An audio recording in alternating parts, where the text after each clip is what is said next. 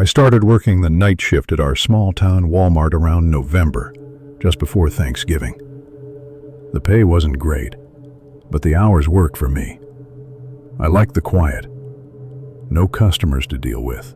Just me, my co-worker Todd, and the occasional raccoon in the parking lot. That night started like any other. It was a Thursday. I remember because Todd had brought leftover turkey sandwiches from his wife. I was working aisle 6, snacks and dry foods. He was way in the back, organizing pet food. At around 2:15 a.m., I started hearing it. The distinct squeak of a cartwheel. Not the usual clatter, this one dragged a bit, like one wheel was busted.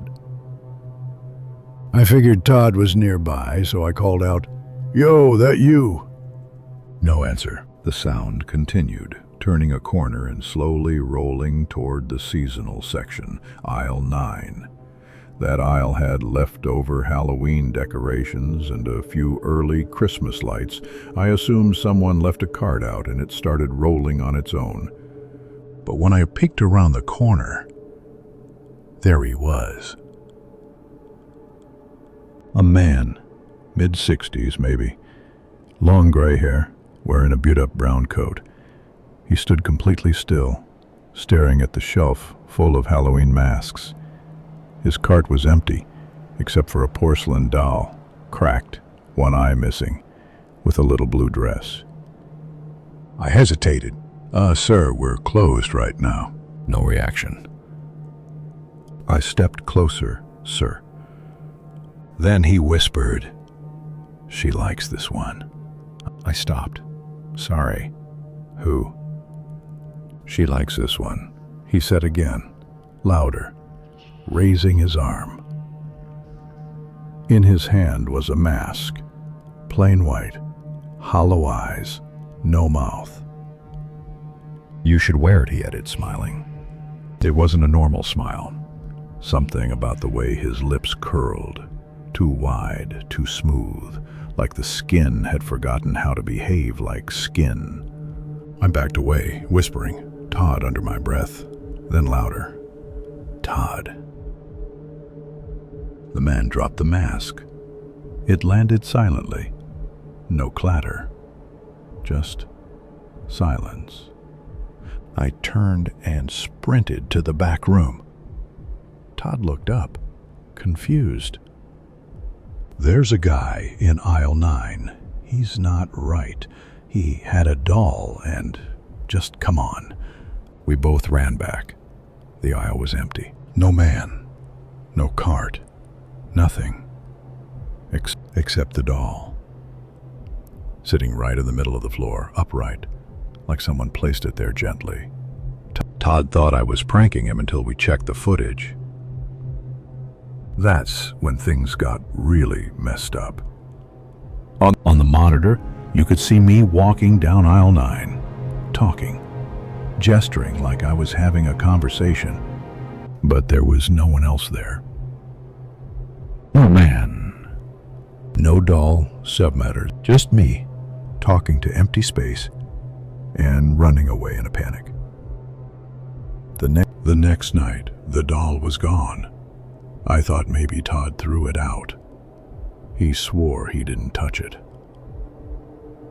Since then, I've found it 3 more times, once in the break room, once on my car's passenger seat, and once outside my apartment door.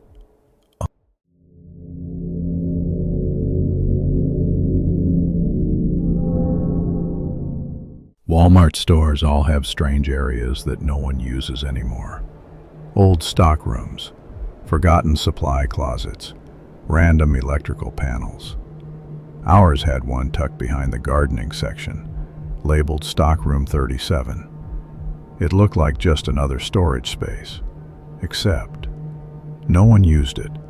The lock had been broken for years, but everyone avoided it. When I asked the assistant manager about it, she shrugged.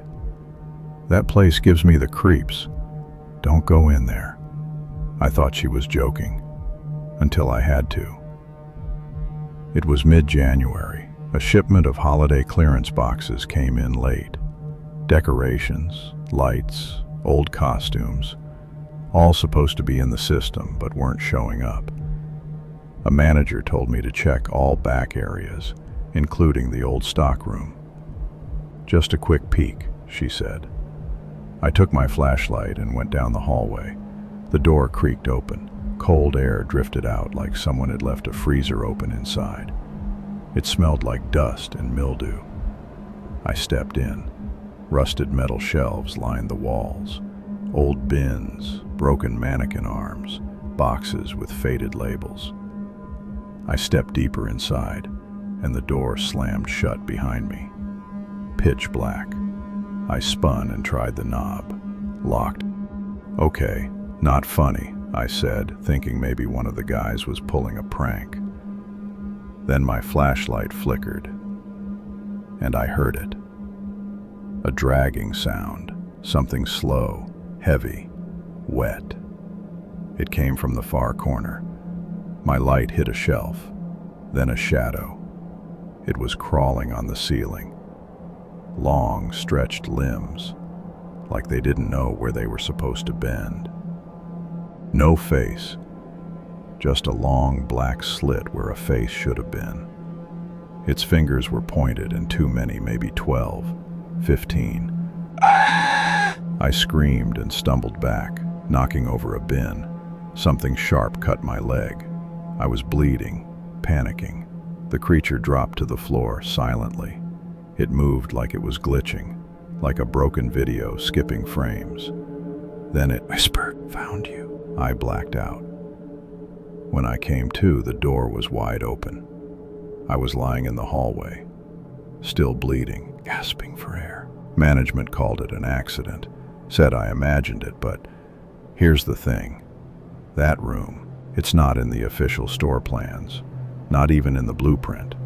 There's no stockroom 37 listed in our files, but every so often, night staff say they hear banging from that end of the hallway, or scratching.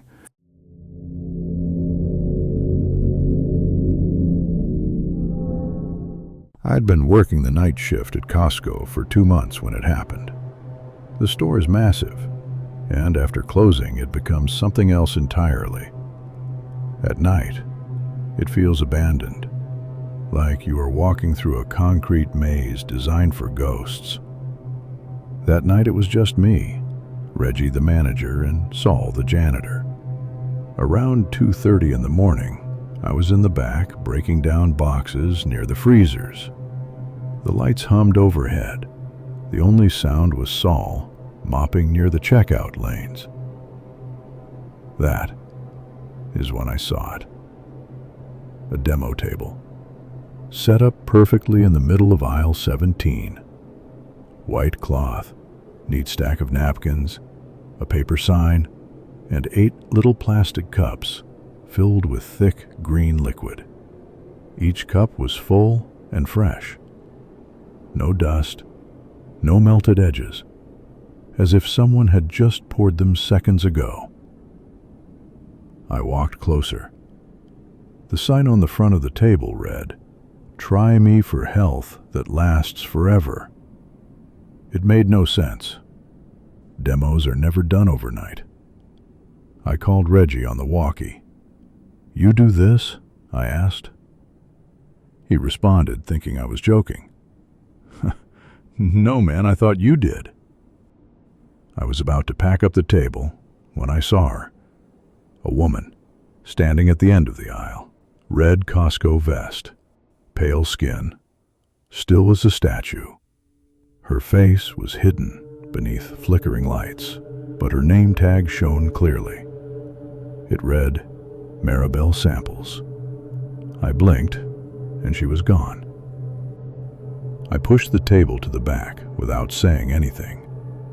10 minutes later, Saul came over, looking pale. He told me a woman gave him a sample, said he had to drink it, or he would dry out like the others. He tasted it, said it was like dirt and old blood. He spit it out and left the aisle shaking. Reggie pulled us into the office to check the security footage. At first, the aisle was empty. Then, for 3 frames only, there she was, standing behind the table, smiling directly into the camera, then gone. Reggie looked tired. He said it was not the first time. Maribel was real. She worked demos over 10 years ago. Died during a product trial. Some vendor sent a new supplement to test. It was never approved. She drank it, choked, and never got up. Management buried the story. But sometimes, staff still see her. Always near aisle 17. They say if you drink the full sample, her voice comes through your headset, telling you to let go. You stop talking. You stop showing up. They only find your vest, folded neatly on a demo table.